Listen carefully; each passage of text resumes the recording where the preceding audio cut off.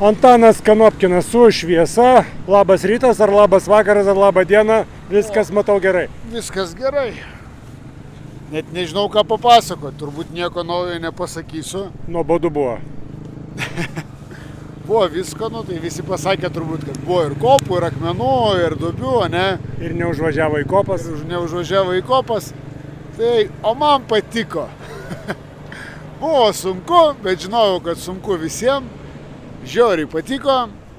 Pakartot nenorėčiau. O kopas su 4 varančiaisiais kaip įveikiai? Tai kampais irgi. Ne visur užvažiavau. Vienur užvažiavau, kitur ne.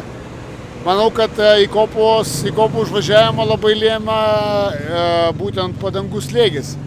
Nes jis vis tiek dabar padarytas labiau važiavimui per akmenis. Tai virš vienos atmosferos, ką ant smėlio MTQ Wateryje darėm 0,3, 0,35. Tavo padangos bijo akmenų ar ne? Įdėti mauzą ar kas nors kitką? Nieko neįdėta ir mes turime, jeigu rimtai dabar, be bairių. Tai naujas padangų gamintojas nuo šių metų ir didžiausias mums klaustukas buvo dėl padangų. Investavome daug pinigų į mausus, į tą klausimą kaip išspręsti, nes akmenys gali sugadinti apskritai varžybos iškart dienos pradžioj. Tai maža to, kad jos sunkiai praduriamos, o kai praduriamos jos išlaiko formą ir net 300 km važiavau su nuleistu ratu ir sugebėjau veikti visą dopą beveik. Tai čia antrą dieną.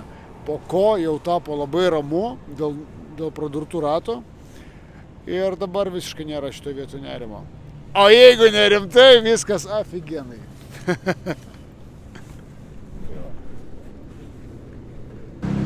Nu, toks nevyriškas klausimas, bet vis tiek paklausiu, kas skauda, Antanai? Nes mačiau ant kūno daug mėlynių turi.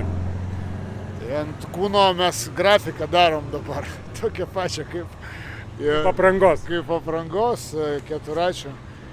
Jo, skauda tik vieną dalyką, kūną, ir vieno dalyko neskauda, blakstienas.